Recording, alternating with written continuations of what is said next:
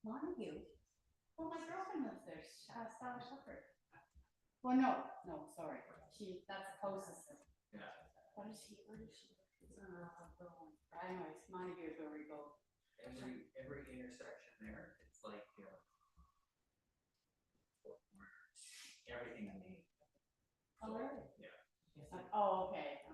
Every little cluster of houses in its own. I'm trying to remember when I came, but Montague is the place where we go for shopping and everything. Yeah.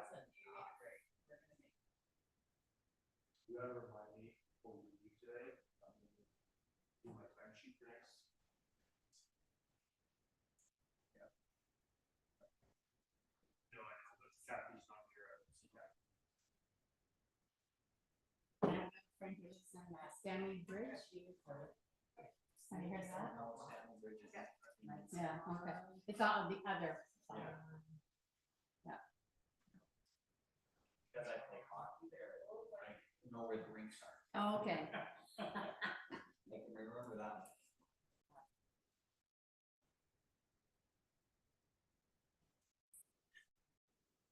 All right, we're live to YouTube. We're live? Yep. All right. Good morning and welcome to this Committee of Adjustment meeting Thursday, June 26th. It is now 10:05 and we'll call this meeting to order. First order of business is the land acknowledgement. And as we gather this morning, we acknowledge on behalf of the Township Whitewater region and our community that we are meeting on the traditional territory of the Algonquin people. We thank the Algonquin people and express our respect and support for their rich history, and we are extremely grateful for their many and continued displays of friendship. We also thank all of the generation of Indigenous peoples who have taken care of this land for thousands of years. I would ask councillors present if they have wish to disclose any pecuniary conflict of interest. No conflict.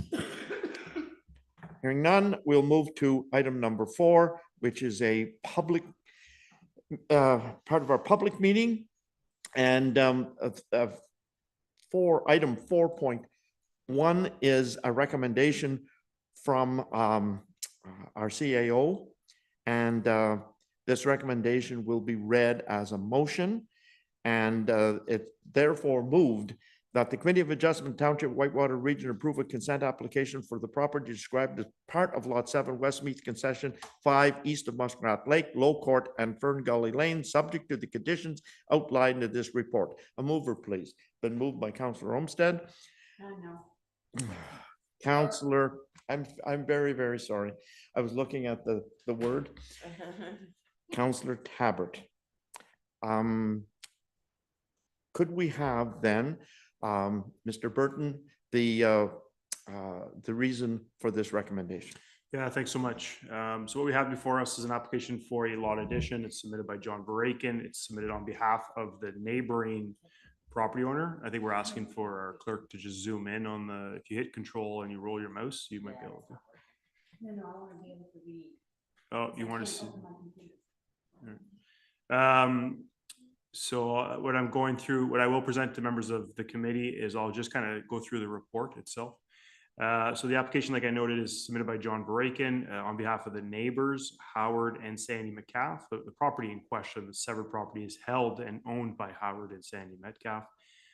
And the proposal is to sever off a small piece of land on which a detached garage was constructed and transferred over to the adjacent lands held by John Barakin. The small piece of property is part of that the Metcalf property, and it's known as 1 Low Court. So the present application is seeking the lot addition as a result of the construction of an accessory structure detached garage by the applicant, Mr. Barakin, without the proper approvals, that is building permit approvals. There was no application for building permit filed for the detached structure, and it was built on the neighbor's property. I guess he hadn't realized that.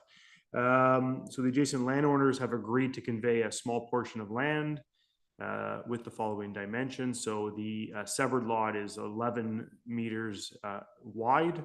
It has a varying depth of 1.8 to 2.6 meters and is quite small. It's only 26 square meters. What's going to be retained by the Metcalfs is their lot, the residential lot, 64 meters of frontage, 81 meters of depth. and it's essentially 1 acre. And then the enlarged property, which is held by Mr. Verakin, which is described as 4 Vern Gully Lane, frontage of 12 meters, quite a large depth of 265 meters, and an area of 2.27 hectares, which is about 5 acres. The parcel, the enlarged parcel slopes quite a bit from Beachburg Road to the property and back up to Fern Valley Trail. The property held by the Metcalfs have a single family home on it and an accessory structure, and the property owned by Mr. Verakin has 2 detached garages or detached structures. One is this garage in question, and another one that is constructed of shipping containers with a roof over it. If we just scroll down to the next page, are you already there? Great, Carmen, thanks so much.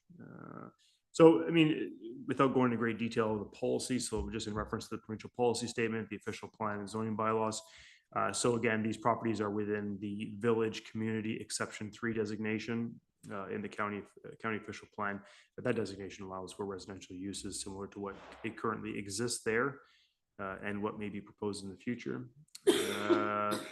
The consent policy, so a lot addition does not create a new developable lot. So as a result, is permitted by the county official plan for the purposes of what we're trying to achieve here.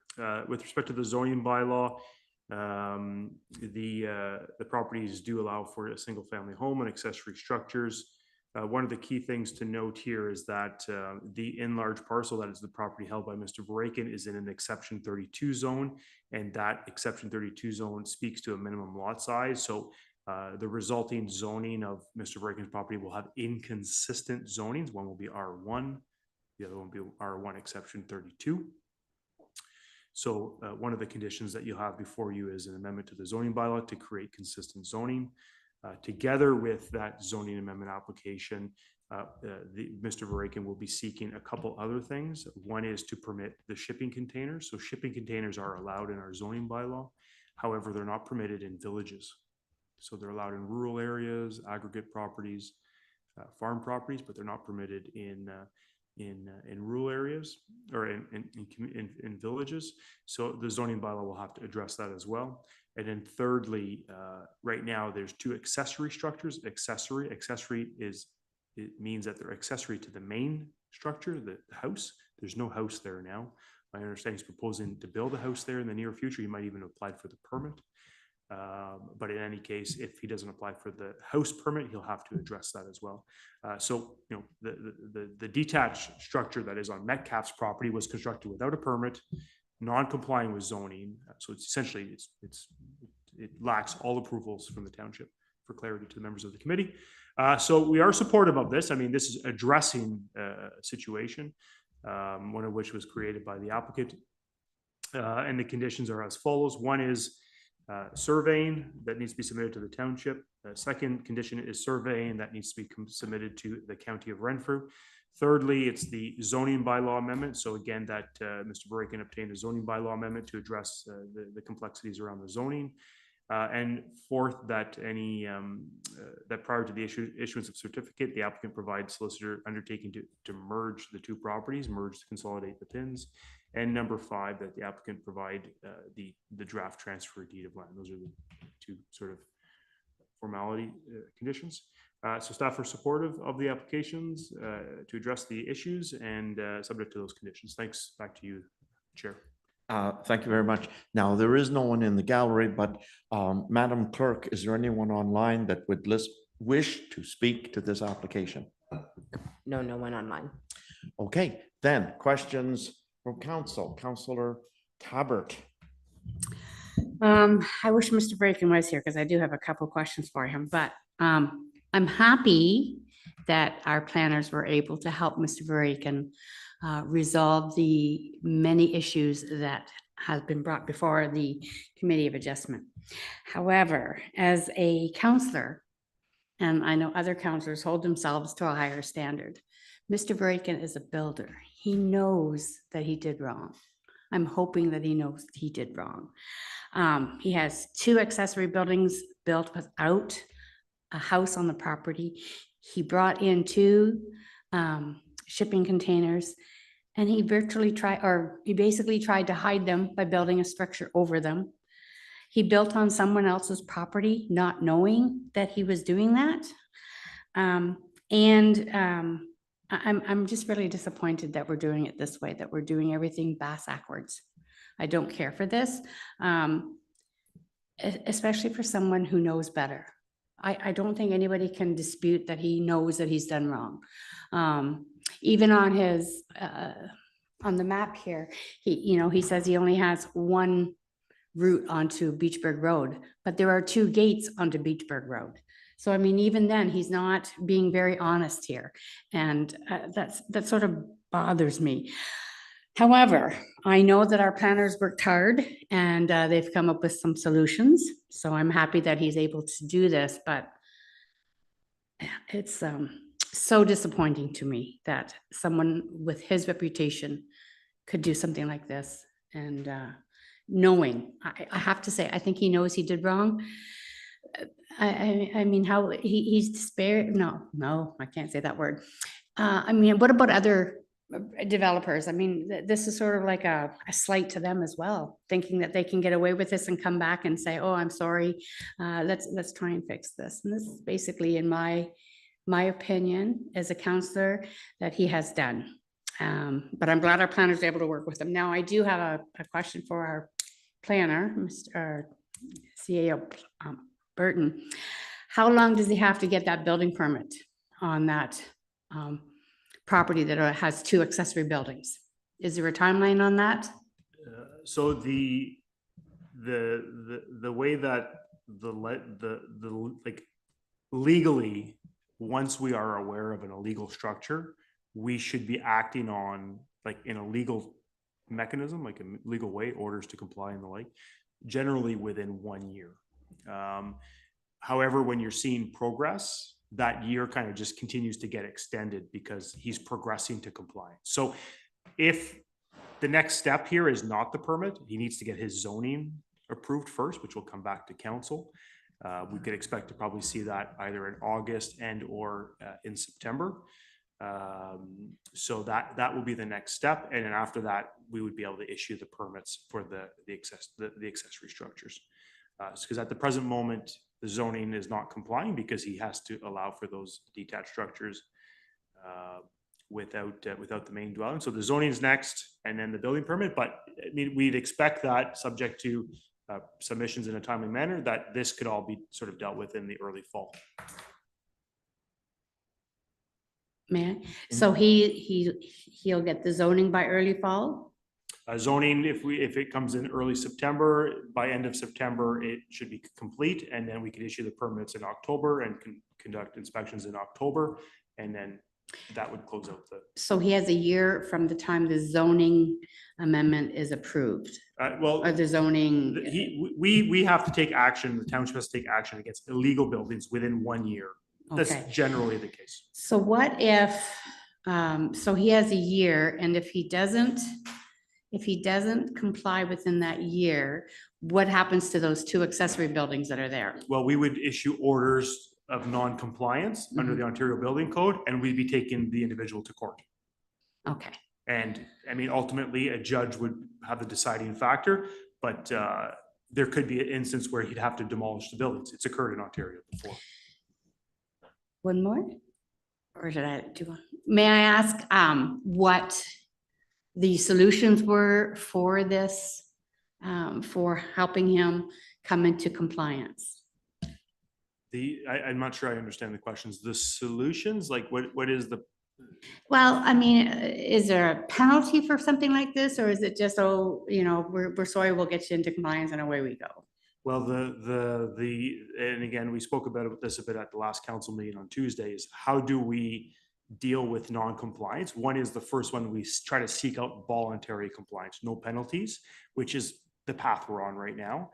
If the voluntary compliance fails, well, then there would be sort of legal action that would be brought through the courts. We haven't issued any fines at this point in time.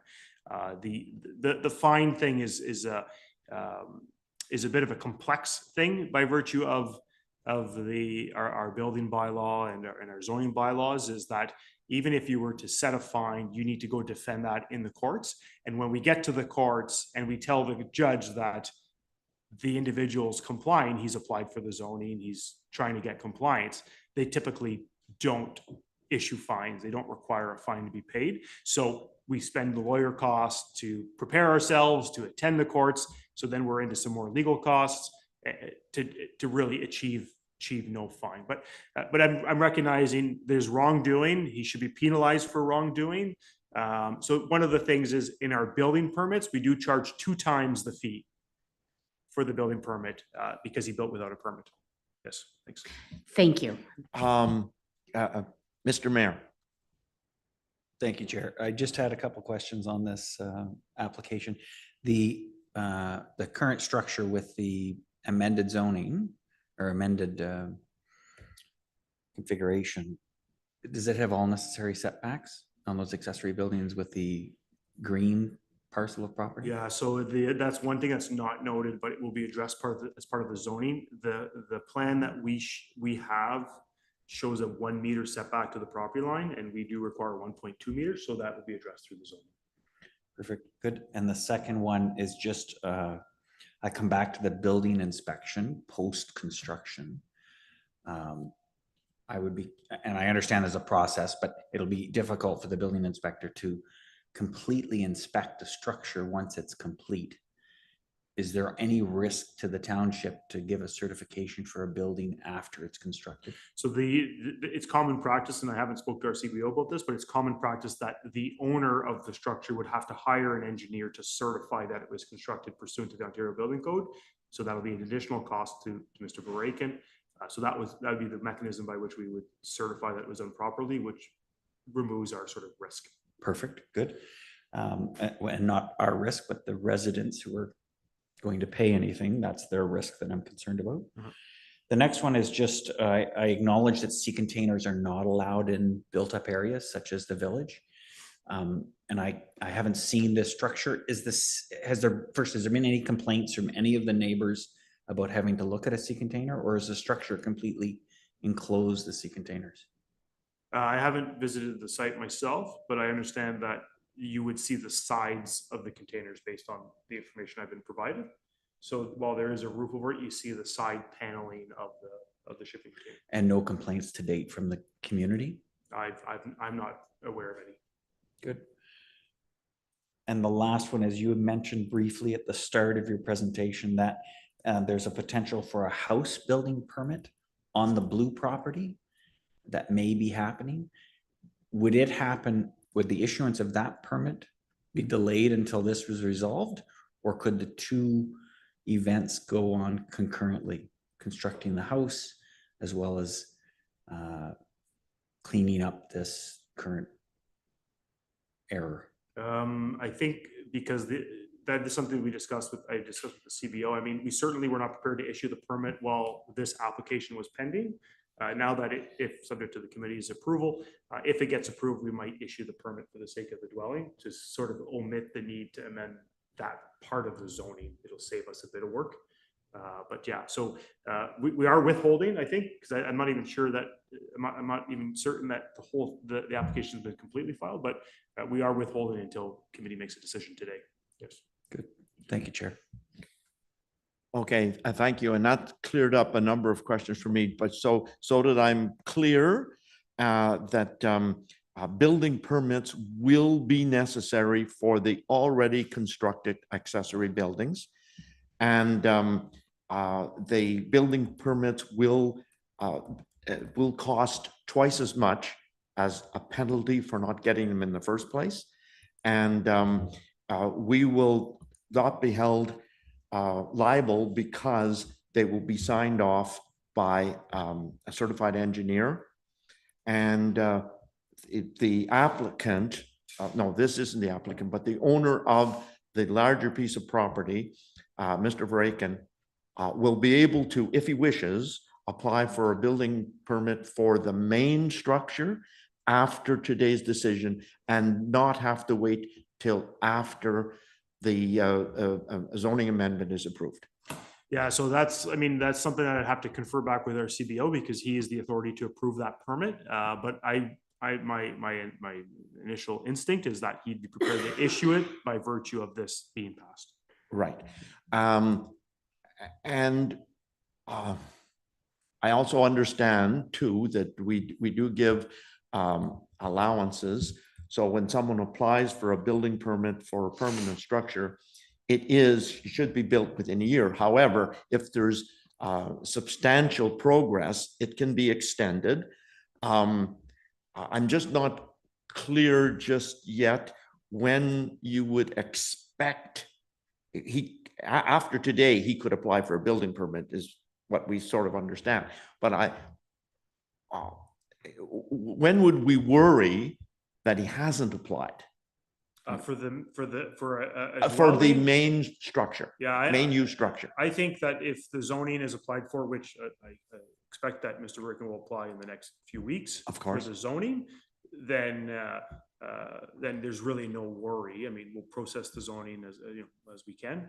But I mean, if the zoning is not applied for in the next month, I would say then we're moving towards issuing orders and taking legal action here. Okay. Yeah. Okay, all right, I think I'm clear. Good. If there are no other questions, then I would call for the vote. All those in favor of this motion? The motion is carried unanimously, Madam Clerk. Okay. Item number 4.2, I should say. Again, the CAO working for us as a planner has made this recommendation, which I will read as a motion. And so therefore, be it moved that the Committee of Adjustment Township Whitewater Region approve a consent application file number D-10-274 for the property described as part of 10 Ross Concession 11 Broom Road, subject to the conditions outlined in this report. A mover, please. It's been moved. Yes, I approve, but with the change that it's 276, not 274. You said 274. 274, but it's 276. So 276, it is in fact 276, my apologies. And with that clarification, Councillor Tabbert has moved it. And so the rationalization for this recommendation, please. Yeah, thanks so much. So again, the application is submitted by Margaret Maloney with respect to the property described as part of Lot 10, Concession 11, Broom Road. The property in question is a new vacant lot for residential purposes. The property that is being severed has an area of 2.29 hectares and a frontage of 257 meters along Brooms Road. The configuration of the property is relative to the terrain there. So you'll notice that it has a lot of frontage on Broom Road and is sort of a long shape, but that is relative to the slope in that area and the sort of wooded area. The land that is being retained behind it is an agricultural field, and that is the reason why we have this sort of odd shape. So the severed parcel is vacant, covered by bush, and is characterized by being flat, but slopes towards the back of the property line. Adjacent to it is the retained parcel. It is an agricultural field, has some bush cover, some wood loss, and a water course running through it. Both properties are sufficiently sized to support a well and a septic system. I will note, if we stay on this sketch here just for a moment, Clerk, you see across Grant Settlement Road, across from the yellow property, there's 3 lots there. So Mrs. Maloney, just on the yellow property, just south of that, she did sever off 2 lots. They're not shown on the sketch here, but on the left side of that yellow block, there's 2 vacant residential lots. They were approved in February 2024. So just if you go down on your mouse here, across from those 3 lots. Yeah, so just a bit higher than that. But there are 2 lots that have been severed. This is the 3rd severance from this holding here, just for clarity. And I apologize that it's not depicted on the map. But that was approved by this committee, in fact, in February 2024. So the provincial policy statement speaks to rural areas and that they should be, they support limited residential development and should be, development that is consistent with the rural character and leverages rural amenities. So I think that is the case here. We're of the opinion that it does build on the rural character of the area. Within the official plan, the properties are designated rural. There are environmental protections on the retained lands, but not impacted by the severed property. What I do note here is that as part of the development of those two lots fronting on Grant Settlement Road, there was an environmental impact assessment done. Now, we're not asking for a new one. We're sort of satisfied with the submission of the previous one. So while we are not asking for any additional EIS environmental stuff, just wanted to note to the committee that that water course has been evaluated against the other two lots and will not be impacted by this new lot. So no additional environmental work required. Property is in the rural zone, so it's consistent with proposed use and lot creation. And the property will front on Brooms Road, which is a municipally maintained road. In fact, I remember working with Margaret back in 2022 when they actually surveyed Brooms Road to actually transfer it legally to the township. So that road's been surveyed in the last 5 years. It was deemed a public highway by council by bylaw, so that Broom Road was all cleaned up. So staff are supportive of the application. The conditions are pretty straightforward. Surveying, conditions 1 and 2, surveying to the township and county. Number 3, that any outstanding taxes be paid. And number 4, that the applicant provide us with a draft transfer deed of land for the certificate of consent. So staff are supportive, subject to the committee's concurrence. Thanks so much. Thank you, Mr. Burton. There is no one present in the gallery. Madam Clerk, anyone online? No one. No. Therefore, Councillor Tappert, any comments? No comments, thank you. Mayor Nicholson, no comments. And I don't have any either. So I'll call for the vote. All those in favor? Motion carried.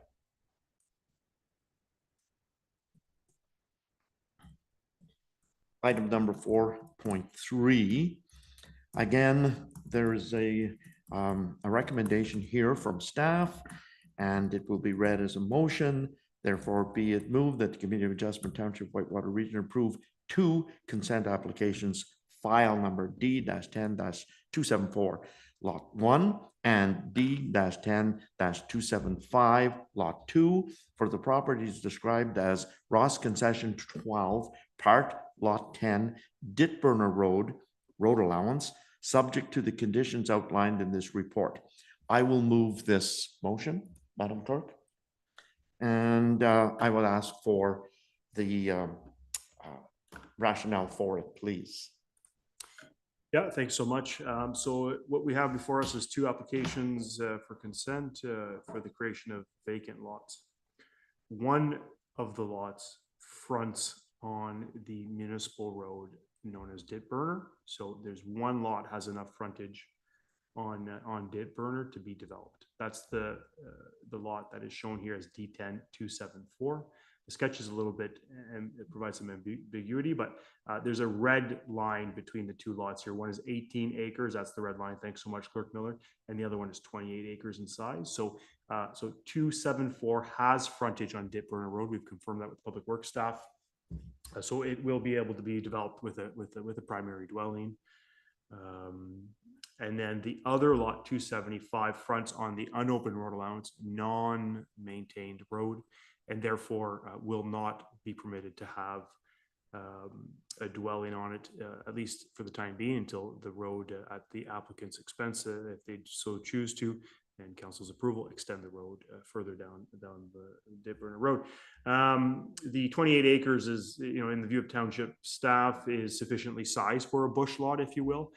They will be allowed to have other uses, like they could do forestry uses, sort of active and passive recreational uses, but a dwelling, like a permanent dwelling, will not be allowed. They could have a hunt cabin or a hunt camp, because that is allowed on bush lots that don't front on municipal roads, but that permanency of a dwelling will not be permitted on that lot. So the sizes are depicted on the sketch: 18 acres, 28 acres. One has a frontage of 100 feet and the other one has a frontage of 245 feet. And if you just scroll out, if you don't mind, click just to show the whole all encompassing of the lot. So this property, you know, continues, if you just go up a little bit on your sketch, show the other sketch. Thanks so much. So it's quite a large lot. I mean, it's 40 hectares in size. So the owner will retain a good portion of land. With that, you'll notice just there's a sort of a rectangle that's been taken out of this 100 acres, if you will. That was another severance that was done in the last 20 or so years. That's where the farmstead is. So the properties are all appropriately sized to provide for on-site services, and I'll just walk through the policies. So the provincial policy again allows for development in rural areas, and I spoke about this in the last application. So long as it conforms with the character and amenities, which is the case here. The county official plan speaks to the properties are in a waterfront land use designation. Waterfront designation that's specific to Whitewater region. Our lands that are fronting on the Ottawa River or Muskrat Lake are in what we call a waterfront land use designation. It allows for residential uses as well as a variety of commercial uses, but no commercial uses are proposed at this time. Servicing, so the official plan speaks to servicing when you create lots. If the lots are greater than 1 hectare, so 2.5 acres, then we don't commonly require some type of assessment on ability to service. So just highlighting that. The properties do have some natural heritage features such as wildlife habitat, wetlands, significant woodlands. However, the official plan does provide some leniency there. If it's your first 3 lots, we don't require any studies. So just highlighting that we're not going to require any environmental impact assessments because it's one of the first 3 lots. Any future lots will require some type of assessment. The last item here in the official plan is the wildland hazard. So again, these properties are covered with bushes and trees, and they've been identified as having a risk around wildland fire hazards. So commonly we'd ask for a wildland fire risk assessment. However, at the present moment, no development is proposed, so we're just not going to require that because it's too hypothetical at this stage. With respect to the zoning, again, just highlighting that the properties are in the waterfront vicinity zone, and they do allow for a single family residential uses, if you will, residential use. Just highlighting again for the public watching and for the members of the committee, one property fronts on a public road, the other does not, and just making it public record that one lot can be developed permanently and the other one cannot have a permanent dwelling on it. And so staff are supportive of the applications, 2 applications, and the conditions are as follows. So conditions 1 and 2 for both applications is that they submit surveying to the township and county. Condition 3 is that we confirm the width of the road. So Dip Burner Road and the road allowance, that we just confirm through the surveying that the width of the road is 20 meters. So local road width is 20 meters or 66 feet. And if any portion of the road is not 66 feet, that the owner transfer us a small strip of land representing 50% of that widening. So that will allow us to just secure the proper road allowance for future development. And we get 50% because when the development occurs on the other side of the road, we'd ask for 50% from the other owner. Conditions 4 for both are the same, and we are asking that we register lot 2 before lot 1, because if you register lot 1, which is the one that's developable with frontage, you're automatically going to landlock the other property. So we want the back property severed first and completed prior to lot 1. So that's just a commitment from the lawyer, from the lawyer to do that. And then the 5th and 6th conditions are the typical ones. 1 is related to taxes to be paid, and number 6, that the transfer deed of land and draft be sent to the township for the certificate of consent. So staff are supportive, subject to those conditions. Thanks so much. Thank you. No public present. I asked the clerk, anybody online? No, nobody. Thank you. Any comments from council? Councillor Tabbert. Yes, can I just see the other map, please? Okay, there's 2, and I see both of them have some property on Dip Burner. So why can one have a house and the other one can't? So the and it'll be tough for me to explain to Carmen, but where your mouse is, don't move it. The municipal portion of road that is maintained by the township, where we plow in the winter, stops where her mouse is. The rest of the road is not maintained. It exists. There's gravel down, I think, for some portions of it, but we do not maintain it. And the policies in the zoning bylaw require you to front on a municipally, county, or provincially maintained road. Okay, so if it is named Dip Burner Road, which means the county or the township does own it, can the new owner, whoever that may be, can they request that they have it be municipally maintained or no? Yeah, so we have discussed this with Mr. Finan, who's the applicant here, which I didn't mention earlier, but the options are available to them. There are a couple options. Like we have, for example, one option would be a private road. We do have private roads on our unopened road allowances, which would allow for a dwelling. He'd have to bring it up to a certain standard though in a private road center. Secondly, if he wants, again, he'd require township approval for that because he's building on our road allowance and we have to accept. Secondly is he could build it to a municipal standard. For example, we had an example a few years ago, Sam's Road. Somebody was proposing to build up Sam's Road to a municipal standard. It's a seasonally maintained road. Again, he'd have to enter into an agreement with the township. It'd have to be approved by council because if we're adding roads to our network, we need to maintain those roads and there's costs associated with that, which is paid by general taxation. So council needs to approve that. So there's an option. They've been presented to Mr. Finan and he has chosen not to proceed with that at the present moment. Thanks. Thank you. And I do not have any comments either. So I would ask to call the vote. All those in favor? It is carried unanimously, Madam Clerk. And item 5.1 is a recommendation that the Committee of Adjustment approve the May 22, 25 minutes. That's been moved by Councillor Tabbert. Any questions? Hearing none. All those in favor? Motion is carried. And I declare, therefore, the meeting adjourned at 10:41. Thank you.